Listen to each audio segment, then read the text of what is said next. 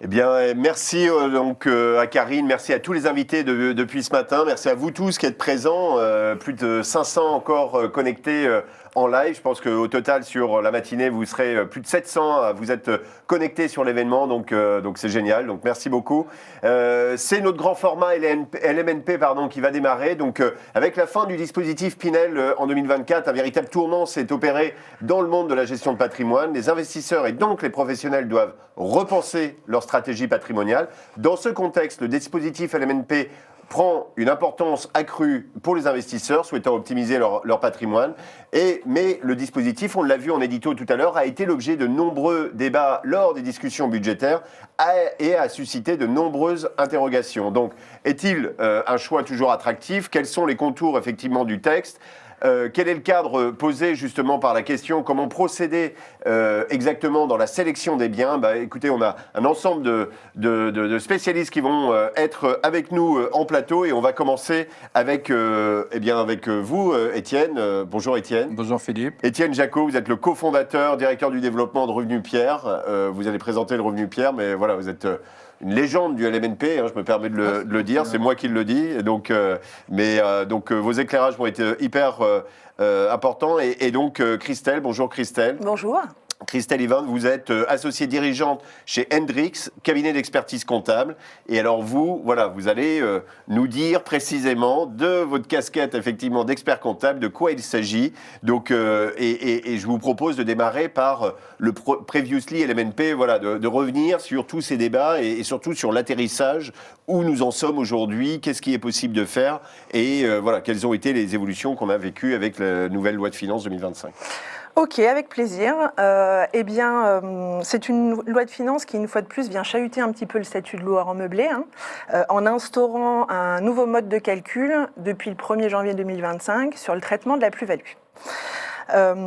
Tous les biens aujourd'hui ne sont pas forcément concernés par cette mesure, donc ce que je vais faire dans un premier temps, c'est bien resituer un petit peu le périmètre et l'impact réel qu'a finalement cette réforme de la loi de finances. Déjà, ce qu'il faut se rappeler, c'est que l'activité de location meublée, c'est une activité locative, mais qui est fiscalement considérée comme une activité commerciale. Le fait d'être considéré comme commercial permet de bénéficier, en tout cas nous soumet à une catégorie de revenus qui sont les bénéfices industriels et commerciaux. Le fait d'être considéré comme un commerçant nous donne la capacité d'amortir. Donc l'amortissement, c'est chaque année, je viens constater l'usure de mon bien par une charge déductible pour finalement constater au fil du temps le fait que le bien s'est usé. Donc ça, c'est la première chose. Quand je suis loueur en meublé professionnel ou non professionnel, dans les deux cas, j'ai la possibilité d'amortir. Deuxième sujet, il y a des statuts qui sont des statuts fiscaux différents. J'ai le loueur en meublé professionnel et j'ai le loueur en meublé non professionnel. Ces statuts présentent deux différences majeures. La première, elle est sur l'exploitation. Quand je suis professionnel, la principale différence, c'est que je vais pouvoir déduire de mes autres revenus mon déficit éventuel d'activité de location meublée, ce qui n'est pas le cas du loueur en meublé non professionnel, qui lui ne va pas pouvoir imputer ça sur ses autres revenus, mais bien sur des revenus de même nature et uniquement pendant 10 ans. Bon, voilà, donc déjà, on est dans ce cadre-là. Deuxième différence, et là pour le coup qui nous intéresse, c'est au moment de la cession. Quand je suis loueur en meublé professionnel, je suis soumis à la plus-value des professionnels. Donc dans ce cadre-là, j'avais déjà ce sujet de on vient retraiter mon amortissement qui a été précédemment déduit.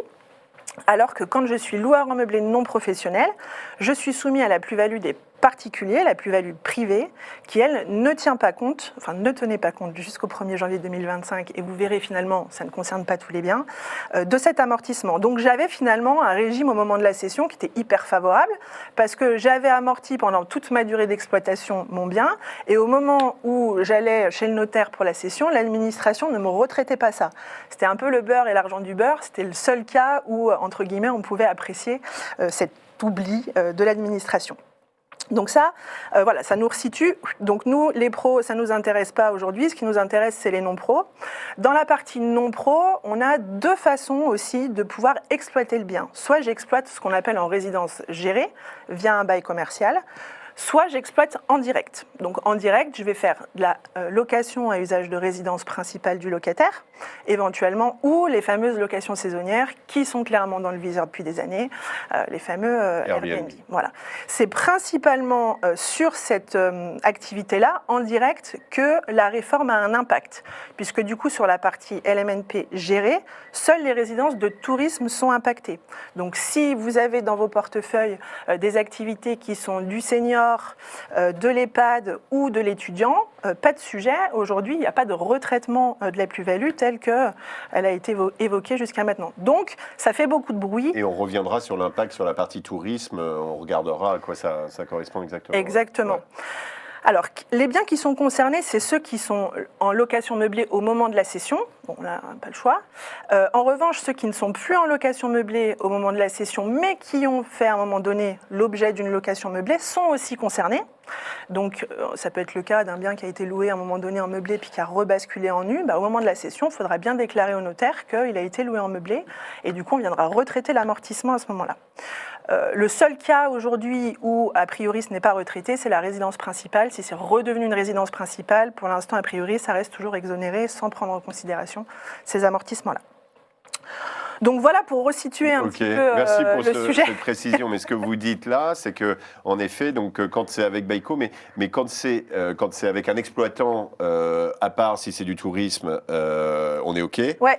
Mais si on est en direct, exactement. Là il y a quand même du coup une remise en question, quelle que soit la durée du bail, parce que on a compris que effectivement c'était Airbnb et les durées courtes. Mais si on est sur des baux qui sont supérieurs et que c'est de la résidence principale. À usage de résidence principale du locataire en direct, c'est concerné par la réforme. Je vais devoir retraiter les amortissements que j'ai déduits au moment où j'ai cédé, bien sûr. Donc il n'y a vraiment plus que le LMNP géré qui est, dans certains cas, en dehors du tourisme, qui pourra toujours bénéficier de cet amortissement beurre et argent du beurre, comme je vous l'ai On était dans une jolie niche et la niche est encore plus jolie. Très bien. C'est vrai, j'avoue. Donc, juste, vous évoquiez, c'est les résidences de tourisme, notamment dans le côté avec bail commercial qui sont concernés. Vous l'avez dit, en fait, c'est... on a préservé, on l'a vu en édito, le senior, l'étudiant, parce que c'est des sujets sociétaux. Et l'EHPAD. Le tourisme et l'EHPAD. Et le tourisme, et effectivement... le tourisme, il est dans le viseur. De toute façon, on l'a vu sur l'abaissement aussi des seuils du tourisme non classé, avec du coup aujourd'hui une obligation de passer en régime réel à partir de 15 000 €. Enfin oui, de toute façon, c'est le tourisme qui est aujourd'hui plutôt visé, mais pas que, parce que finalement, le parc locatif de location à usage de résidence principale des locataires, donc c'était quand même aussi assez intéressant à exploiter quand on avait des biens dont on était propriétaire aujourd'hui.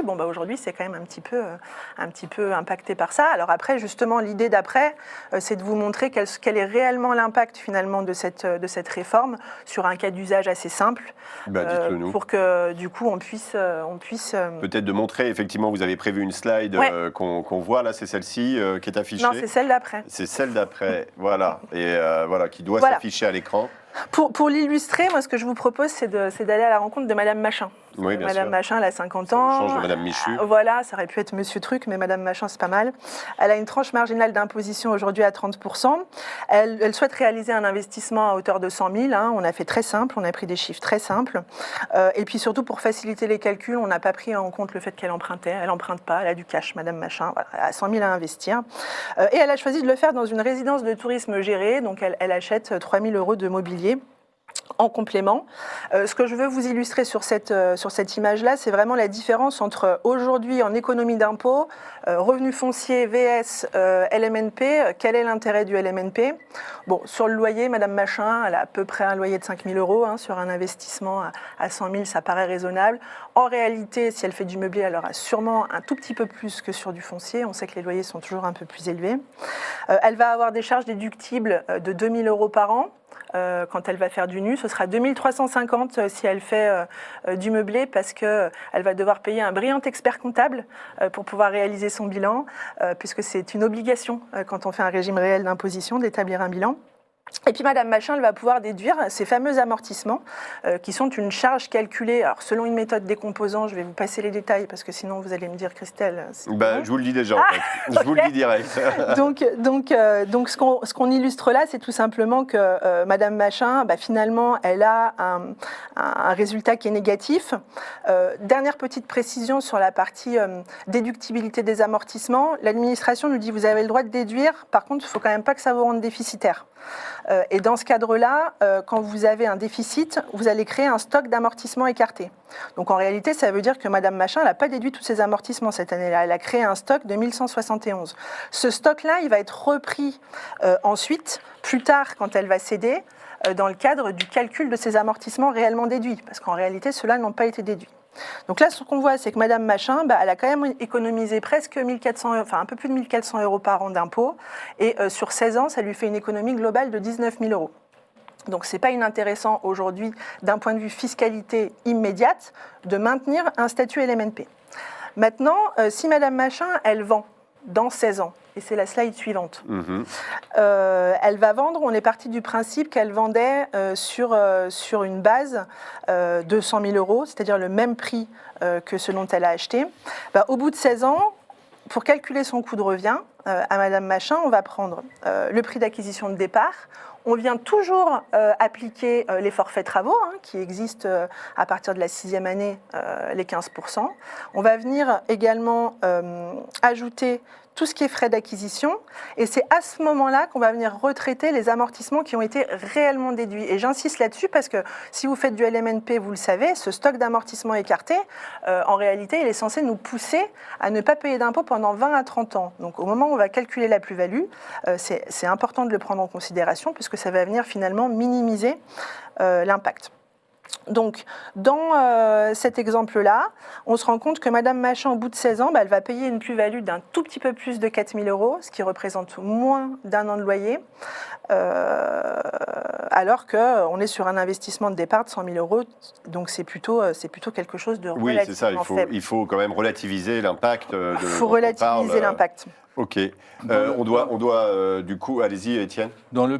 Pour faire simple, dans le pire des cas... Et on l'a modélisé, ouais. Nous, on a modélisé ce schéma-là. Dans le pire des cas, ça culmine à la 19e année à un maximum de 5% du prix d'achat. Donc, c'est une courbe en cloche. Elle part de la 6e, elle culmine à la 19e année à 5% maximum, et elle devient 0 à la 30e année.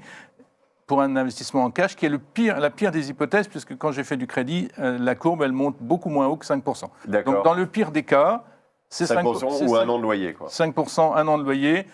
Ça ne concerne, en ce qui nous concerne, que les résidences de tourisme et tous les autres segments, étudiants affaires seniors, que l'on aime, étudiants et seniors EHPAD, pas d'impact. Donc le mot d'ordre, c'est en effet, du coup, quasiment pas d'impact avec bail commercial, il y a uniquement les résidences de tourisme, et quand bien même c'est le cas, eh bien, voilà, c'est somme toute relatif par rapport à ce qu'on vient de dire là. Ça démystifie une histoire qui a fait beaucoup de bruit pendant très longtemps, qui a pollué les réseaux sociaux, mais finalement, ça fait quand même un peu, de notre point de vue, un peu pchit, parce que 5% sur un investissement de 30 ans, quand vous avez gagné 19 000 dans votre cas, et que vous allez perdre 4 000, bon... On reste à 15 000 de gains quand même. Voilà. Ouais, alors, on voit vos questions, Franck, ne vous inquiétez pas, mais on a aussi une question de timing. Donc, Christelle, un mot pour conclure, juste, et je vous proposerai derrière, Christelle va prendre le temps de répondre dans le chat, en coulisses, si vous le voulez bien. Juste un mot, et on doit enchaîner, Christelle. Un mot, c'est que la location meublée, finalement, ça reste une alternative tout à fait valable aujourd'hui, avec une fiscalité qui est due au moment où on a le cash pour le faire, c'est-à-dire au moment où on a vendu, et on maintient du coup une capacité d'investissement intéressante pendant la période où on va rembourser l'emprunt quand on a fait un emprunt, puisqu'on ne paye pas d'impôt à ce moment-là. Super, merci beaucoup Christelle. On Avec vous plaisir. retrouve dans le chat pour répondre à toutes les questions. Il y en a pas mal et certains sont intéressés par le slide. Et on va être rejoint par Benjamin justement pour parler de sélection sur la partie LMNP. Merci Christelle. Merci. C'est Christelle.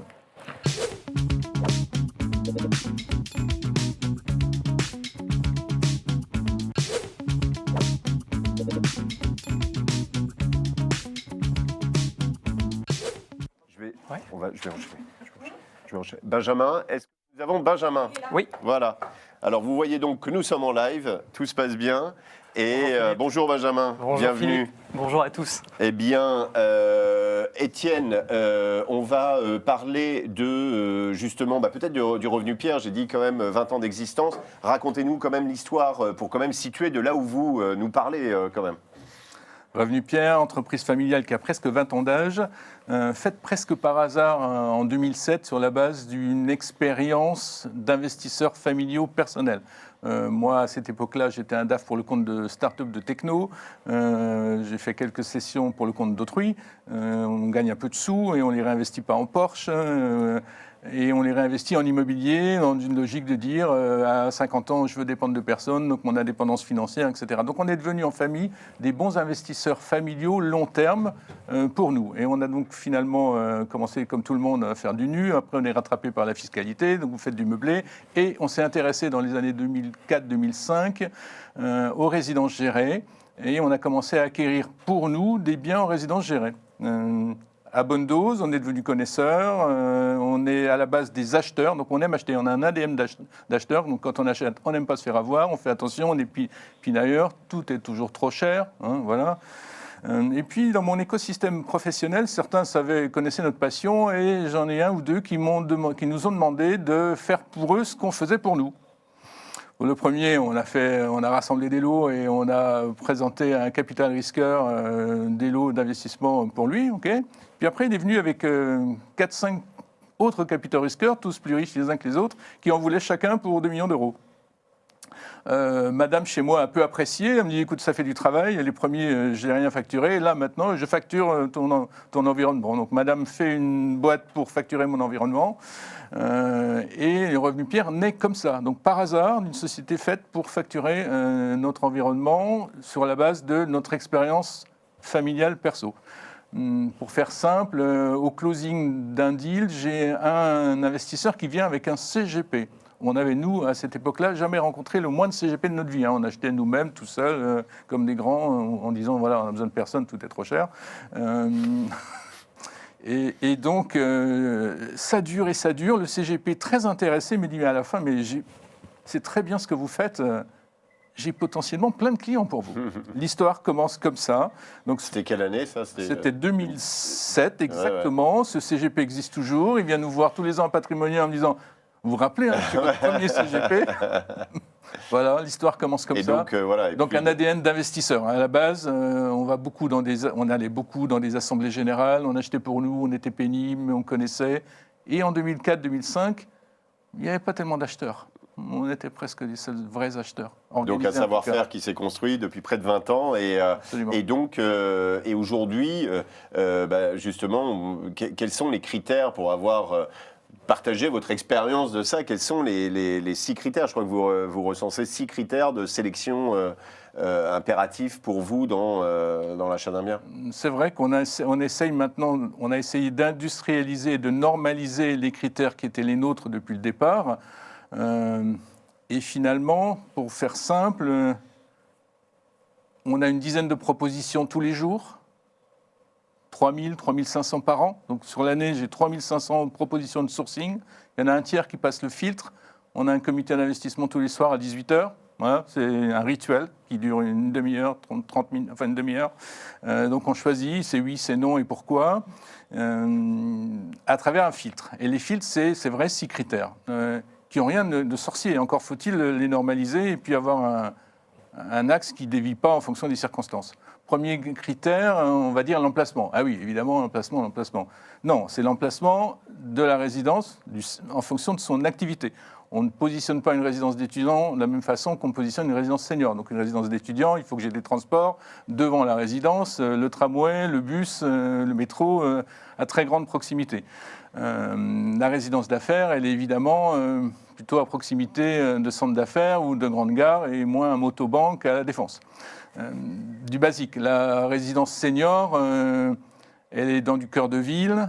Elle n'est pas dans une rue qui monte, hein, parce que si le Monoprix est au-dessus, dans une rue qui monte avec un Monoprix au-dessus, ça ne fonctionne pas. On l'a vu faire, c'est des exemples pratiques où j'avais un exploitant qui me dit franchement, ma résidence, si elle était dans l'autre sens, je la remplirais, là, elle n'est pas dans le bon sens, la rue, etc. C'est vraiment des choses vécues. L'emplacement. Donc, premier critère, l'emplacement versus la destination. Ensuite, la taille critique de la résidence. Et évidemment, pour que ça marche économiquement, il faut une taille critique. Une résidence d'étudiants de 40 lots, ça ne va pas fonctionner. Le directeur, pour le mutualiser sur 40 lots, ce n'est pas très facile. Donc des tailles critiques et une profitabilité de résidence. Donc en fait, profitabilité de fonds de commerce. En fait, on cherche des résidences qui gagnent de l'argent.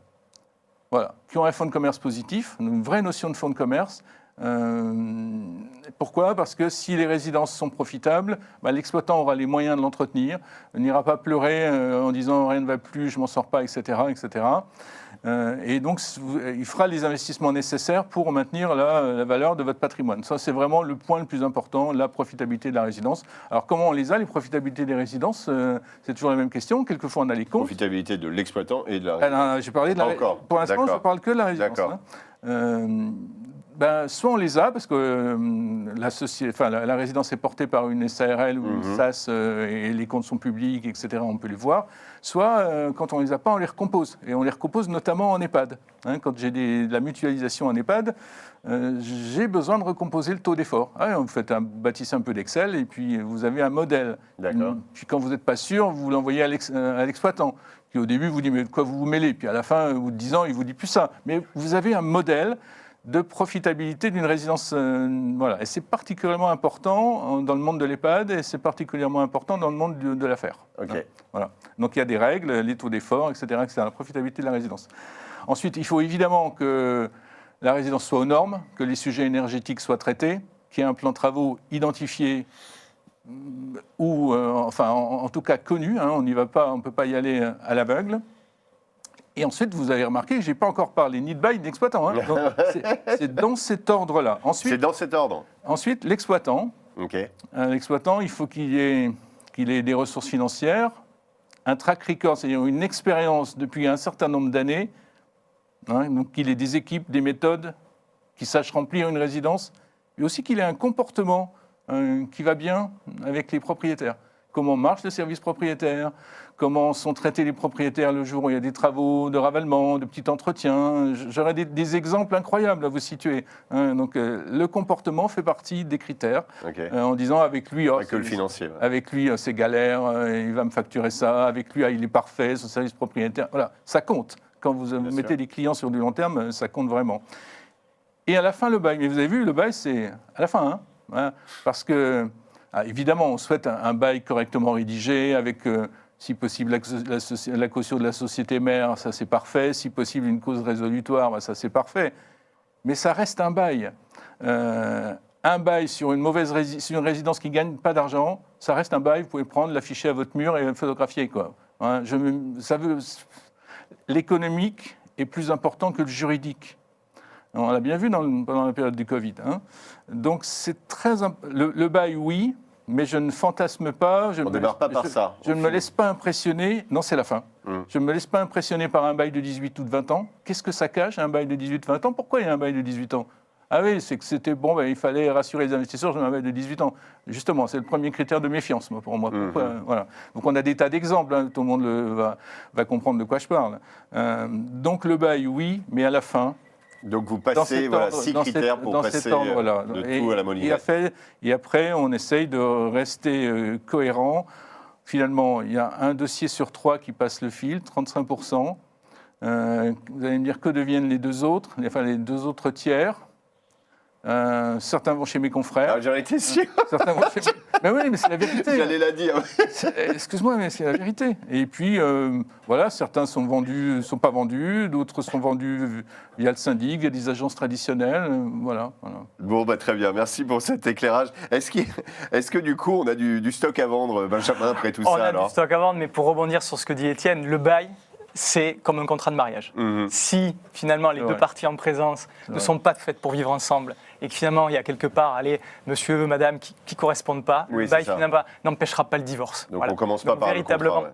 Ne commençons pas par le contrat, allons chercher les actifs de bonne nature, Étienne l'a expliqué. Je vous coupe juste 2 secondes pour dire à Laurent et Eric que j'ai bien vu votre question et on profitera de la présence d'Étienne pour la poser, mais je vais laisser juste Benjamin finir. Très bien. Donc, tu me disais, la question, Philippe La question, c'était justement l'offre.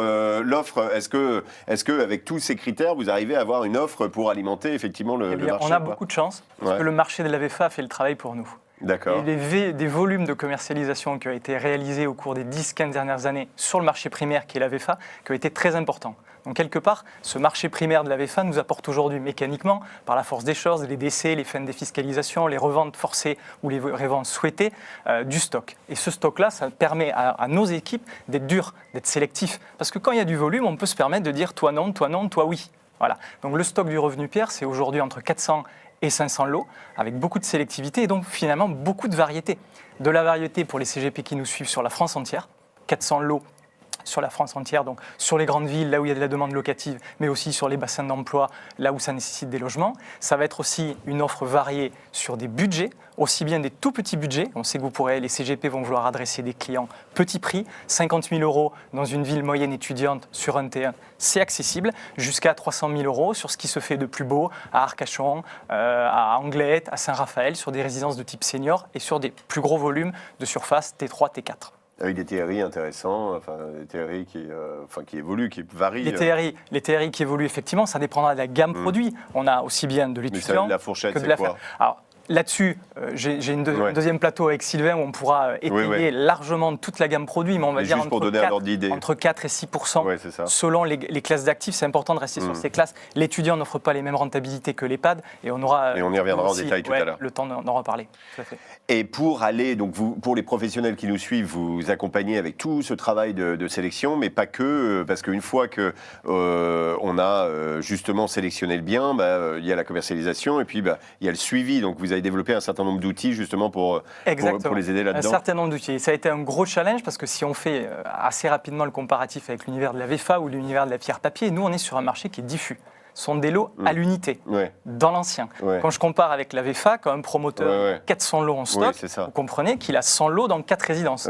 Nous, c'est peut-être l'inverse. On a 100 résidences avec 4 lots à l'intérieur. Pour les CGP, c'est merveilleux puisqu'ils trouvent un stock extrêmement diffus. Ils peuvent répondre à toutes les problématiques des clients. Mais pour nous, pour les équipes, c'est un challenge énorme. C'est de l'uniformisation, c'est finalement des process qu'il faut mettre en place. Et on peut dire qu'Étienne, ça fait 11 ans que je suis au Revenu Pierre. Donc on est parti d'un tableur Excel jusqu'à un site aujourd'hui qui n'a rien à envier à des plateformes comme les prédécesseurs, comme Otari qui étaient passés devant nous. Donc sur tout le process de vie d'une vente immobilière, on va accompagner le CGP sur de la simplicité. On va prendre le cas, et pour rester sur du concret, ceux qui nous suivent, lorsqu'ils vont vouloir proposer un bien, ils vont faire d'abord une recherche. Ils ont accès à notre site partenaire, ils ont la capacité de poser des options en toute autonomie sur une durée de 4 jours, ce qui est quand même suffisamment long pour laisser le temps à leurs clients. Ils vont avoir également la possibilité, s'ils ne trouvent pas ce stock, d'interroger l'animateur et les équipes commerciales du Revenu Pierre. Mais s'il veut être encore autonome, il a la possibilité de mettre une alerte, de définir des critères produits. Et lorsque le lot éventuellement qui répondra à ces critères, entrera en stock, il recevra instantanément une notification. Donc vous voyez le niveau de simplification et de digitalisation. À découvrir et puis à voir effectivement avec les équipes. On propose d'avancer comme on est un peu à la bourre, mais et donc il y a aussi l'accompagnement dans le fait de faire, c'est-à-dire soit je ne maîtrise pas, soit je m'ouvre au LMNP et je souhaite me former à la fois sur le fond et comment le présenter. Vous intervenez à ce niveau-là, vous accompagnez les professionnels là-dessus, et puis même pour les plus experts, justement, vous partagez votre expertise et les 20 ans. Dites-nous en quelques mots. Exactement, très rapidement. Alors, ça va être un accompagnement qui va être adapté aussi bien sur le plan technique, voire très technique. Vous l'avez compris avec Étienne, on sait notre ADN, mais aussi sur le plan commercial, aussi bien pour des CGP novices que des CGP experts. Pour faire des cas concrets et donner envie aux CGP qui nous suivent de nous appeler, le CGP le plus expert, celui qui va avoir déjà des convictions fortes, les nôtres ou différentes des nôtres. Il va arriver avec un cahier des charges. Il va dire, Benjamin, j'ai besoin de 100 000 € dans telle localisation avec tel exploitant. Il va interroger un animateur qui aura un certain background et une connaissance du produit qui va pouvoir le challenger. Vous avez choisi ça, moi je vous propose ça. Et il y aura quelque part un débat, une co-construction de l'offre. Entre experts, pour livrer finalement, pour proposer le produit qui correspondra le mieux au profil du client. À l'inverse des CGP plus novices, vous le disiez, ceux qui viennent du monde de la Pinel, ceux qui ont vendu que de la VFA, ils viennent chez nous avec peut-être une recherche d'accompagnement plus commercial, plus coaching sur de la méthode de vente, du traitement de l'objection. Ils vont parfois même nous laisser la main sur le choix du produit. Mais ils veulent se retrouver face à un client avec un produit dans lequel ils ont confiance et qui va embarquer le client et matcher. Et vous allez leur expliquer pourquoi ce que vous avez fait. Et quand on voit quelque part les équipes qui nous composent, ce sont tous des experts de l'immobilier. Pour certains, ce sont des anciens CGP. Pour d'autres, ce sont des référents produits chez des concurrents ou des distributeurs. Tous ont la maîtrise pour aussi bien par les commerces, par les techniques, pour à la fin délivrer au CGP les meilleures opportunités du marché, mais surtout le mettre avec le produit pour matcher pendant son rendez-vous client. Super clair. Vous êtes combien chez Le Revenu Pierre aujourd'hui? On est une vingtaine. 20 collaborateurs, France entière, 5 ou 6 personnes en back-office, beaucoup d'outils techno, beaucoup d'outils back-office, beaucoup de process, beaucoup de digitalisation. Pas de papier chez nous, pas de papier. Pas de papier. Hein, franchement. Signature DocuSign. À part pour vous quand vous venez sur le plateau. Une seule page. Avant de vous libérer, Étienne, on va rester ensemble, Benjamin, et être rejoint par Sylvain. Peut-être un mot déjà pour conclure, mais profitez de votre présence parce que tout le monde a compris que voilà, vous étiez un fin connaisseur du marché. On me pose la question de votre vision sur le cas Résidétudes. Car Résidétudes, il faut le segmenter. Sur le marché étudiant, Résidétudes est en sauvegarde, plan de sauvegarde approuvé, proche, de mon point de vue, d'un accord du tribunal sur le plan de sauvegarde de la partie étudiante. Donc sur la partie étudiante, on n'a pas peur. Pourquoi ? Parce qu'elles sont profitables, les résidences étudiantes, sauf 3 ou 4 précises qu'il faudra éviter. C'est une machine qui est profitable. Donc en cas de vraie difficulté sur cet acteur, le marché étudiant qui fonctionne, il y aurait des repreneurs sur les résidences Résidétudes. Mais ça ne va pas être le cas. Donc sur la partie étudiante, on n'a pas trop peur. On est à l'écart, globalement, sauf quelques connaisseurs qui nous disent « Ah oui, je veux de l'anière à 6%, parce qu'évidemment, 3 ans avant, on le vendait à 4%. » Donc évidemment, il y a des opportunités, mais on ne pousse pas, on fait attention au profil client en face, etc. Donc sur la partie étudiante, on n'a pas peur du tout. Il y a évidemment des opportunités, mais ça dépend de la psychologie, prise de risque des uns et des autres. Sur la partie affaires, on est un peu plus prudent, parce qu'on voudrait que les plans de sauvegarde soient réellement votés, et on pense que ça va se situer après l'été. Sur la partie senior, on a eu la chance d'être très peu, ou d'être trouillard. Donc d'être finalement très peu impacté, parce que finalement sur 15 ans, on a dû vendre 8 lots. Vous voyez, 8 lots Résidétudes en 15 ans en senior, c'est qu'on a dû avoir des raisons. C'est 8 lots de trop. Mais globalement, sur la partie senior, elle a été découpée en deux. On reste évidemment à l'écart. On va rester à l'écart toute l'année 2025, à mon avis toute l'année 2026. Et en fonction de la difficulté des repreneurs, ou pas, parce que certaines résidences seront faciles à reprendre, d'autres vont être très difficiles. On verra en 2027 comment il faut accompagner des investisseurs qui auront remis les choses au carré. Donc sur la partie senior, c'est une difficulté sérieuse. Super clair. Merci beaucoup Étienne. Merci pour tout cet éclairage. Ce n'est pas terminé. On va être rejoint par Sylvain tout de suite pour la deuxième partie sur justement les thématiques d'investissement. À très vite Étienne. Philippe, merci.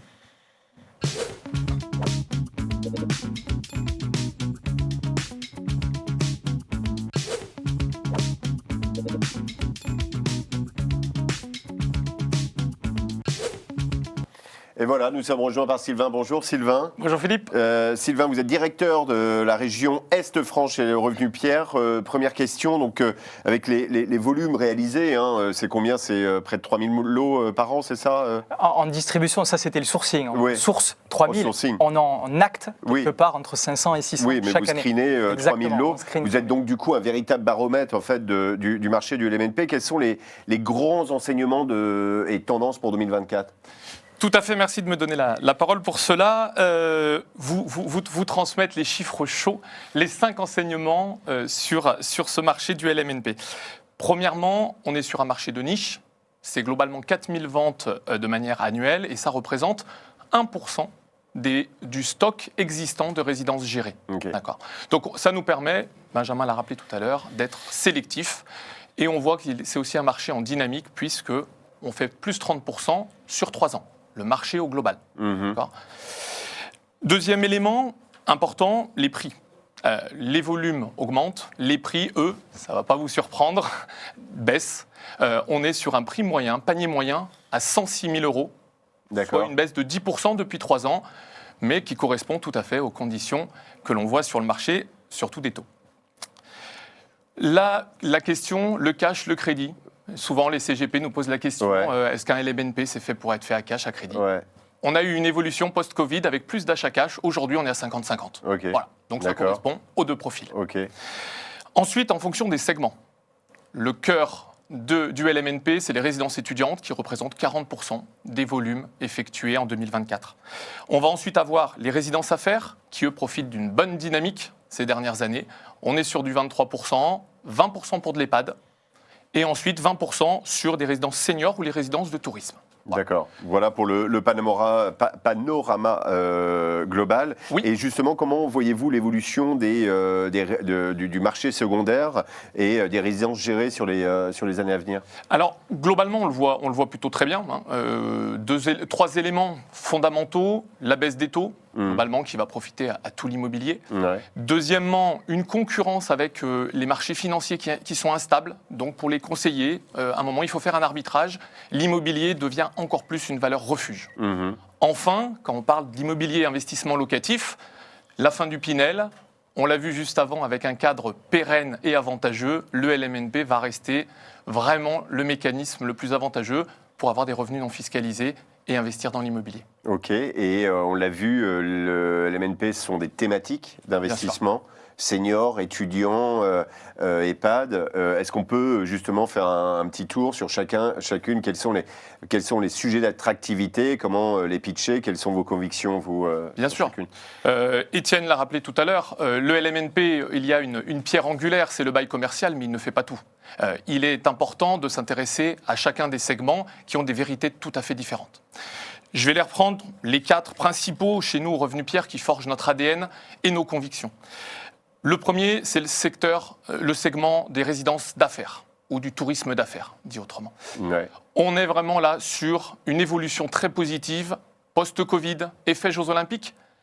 Et ils profitent d'un vrai pricing power, c'est-à-dire que l'inflation a fait augmenter les coûts, ils peuvent les répercuter auprès des clients. Okay. C'est le secteur qui peut se permettre cela de manière la plus rapide. De ce fait, on a globalement une tendance qu'on pense beaucoup plus durable que le simple effet Jeux Olympiques. Et donc, ce sera le meilleur moyen pour les investisseurs d'aller chercher de l'actif cœur de ville avec des rentabilités intéressantes. D'accord. Deuxièmement, on va avoir les résidences seniors. Là, on est sur un secteur un peu différent. On a eu une euphorie de la promotion, on a eu pas mal de stocks, mais la hausse des taux a quand même freiné cet élan-là. Aujourd'hui, les exploitants, on le voit, cherchent à remplir leurs résidences. C'est tout à fait normal. Les courbes démographiques sont avec eux. C'est juste une question de temps. D'accord. Et on a eu très belles opportunités pour les clients, surtout patrimoniaux, qui vont aller chercher des actifs, là aussi patrimoniaux, avec des prix mètres carrés qui sont redevenus un peu cohérents. D'accord, ok. Rapidement, le segment de l'EHPAD, un secteur qui a eu des périodes relativement difficiles, je ne vais pas les payer. Dans le chat. Voilà. Qui a eu des moments délicats. Pour autant, on a vu que les deux principaux acteurs, deux principaux exploitants ont été recapitalisés, ont été restructurés avec des fonds publics et institutionnels qui nous font voir que la prise en charge de la dépendance est vitale. Et donc, le fait d'avoir des actifs dédiés pour cela, c'est primordial.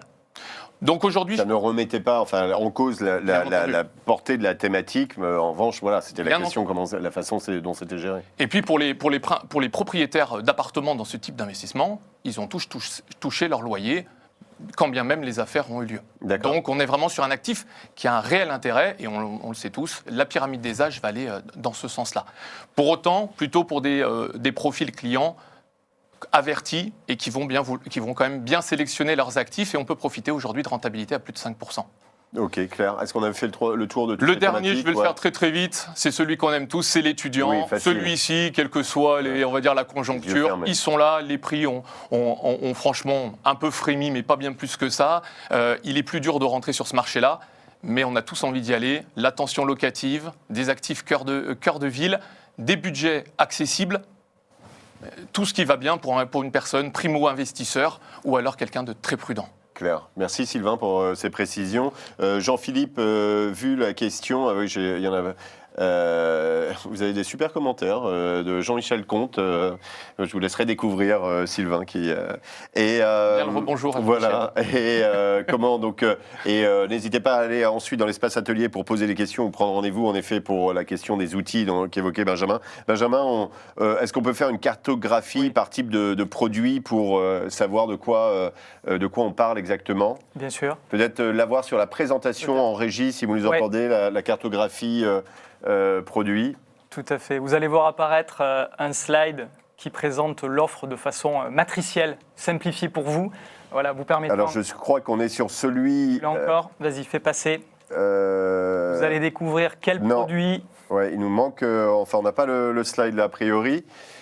Si vous pouvez nous retrouver en régie, vous nous dites. Mais allez-y, Benjamin. Alors, pour faire simple, c'était un slide très visuel, donc il va falloir que la régie, elle travaille vite et bien, parce qu'on avait synthétisé quelque part l'offre revenu Pierre en un seul slide, selon les différentes classes. Étudiants, seniors, EHPAD. Mais on peut les lister. Donc on avait étudiants. Alors si on commence par ordre, étudiants, budget moyen, 50 000 euros. 50 000 euros. En fait, il y a deux classes, deux gammes. L'étudiant, l'affaire, vous pouvez adresser des clients à partir de 50 000 euros. Okay. Voilà. Le senior et l'EHPAD, vous pourrez commencer à trouver des produits de qualité à partir de 100 000 euros. Les rentabilités, on va faire simple. L'étudiant, le senior ont des rentabilités proches, entre 4 et 5 % hors taxe sur hors taxe. L'affaire et l'EHPAD, elle a dit, pour des gens qui cherchent un peu plus de rendement avec un niveau de risque embarqué qui est supérieur, et c'est normal, entre 5 et 6 %. Ça fait des efforts d'épargne. Et là, ouvrez bien les oreilles, tous, puisque vous n'avez pas le visuel. C'est des efforts d'épargne sur des crédits 20 ans, taux 3,50 d'ADI inclus, avec simplement l'apport des frais de notaire, c'est 150 € d'efforts d'épargne par mois pour de l'étudiant. C'est 100 € d'efforts d'épargne en affaires. Regardez les slides des prédécesseurs, 300 et 400, 220 en senior et enfin 180 en EHPAD. Enfin, les profils d'investisseurs, vous allez voir qu'ils sont assez colorés avec les natures des actifs. Les résidences d'étudiants sont plutôt achetées par de jeunes investisseurs, des primo-investisseurs ou des actifs. Voilà, qui cherchent de la prudence sur des petits budgets. Vous avez le tourisme d'affaires sur lequel on a plutôt des actifs qui cherchent du rendement. Le senior, ce sont des actifs ou des personnes âgées qui connaissent bien le problème du mal logement pour ces âges-là. Et enfin, en EHPAD, plutôt des personnes plus âgées, 50 jusqu'aux retraités, cherchant du rendement. Vous l'avez vu le dernier, vous ne le voyez pas. J'avais des petits soleils à vous montrer, j'avais fait la météo. On le passera, on le passera à tout le monde. C'est un très beau slide. C'est pour créer le teasing, en fait. C'était pour créer le teasing et préparer l'atelier que je vous invite à suivre avec Aurélie et Mélanie, qui vont, elles, mettre des produits sur tout ce que je vous ai dit là. Voilà, vous l'avez compris, près de 200 lots en étudiants, on va dire 50 lots en affaires, 76 lots en seniors et enfin en EHPAD, 74 lots pour une gamme complète qui permet au CGP de trouver le produit qui match pour son client. Et si on démarre sur le LMNP, l'étudiant, thématique hyper facile à vendre, des tailles de lots très réduits, effort d'épargne réduit, et un stock dans lequel puiser. Super, messieurs. Sylvain, c'est alors là un bonheur de bosser avec toi, nous dit Vincent. Enfin, là, il y a un fan club qui est en train de se créer juste là. Est-ce qu'on a tout dit, messieurs ? Oui. Benjamin ? Oui. Bon, l'essentiel. Eh bien, merci beaucoup à tous les deux. L'événement n'est pas terminé parce que justement, vous êtes beaucoup à l'attendre. On a un module du professeur spécial vente du LMNP. Alors, on ne sera pas aussi technique que Christelle, connaissant le professeur, mais ceci dit, les conseils, je crois, sont bons. Sachez qu'ils sont sourcés par des grands experts du LMNP et je salue à ce titre Olivier et Arnaud qui nous ont aidés dans l'écriture, ils se reconnaîtront. Et donc voilà, donc ça, le module du prof, vous l'avez juste après l'atelier qui va durer 10 minutes, c'est maintenant, l'espace atelier, 10 minutes, et rendez-vous ici en plénière pour le module du prof, la conclusion avec Karine, et une petite surprise comme on vous a réservé la semaine dernière. Merci messieurs. Merci Philippe. Merci Philippe. Merci Sylvain.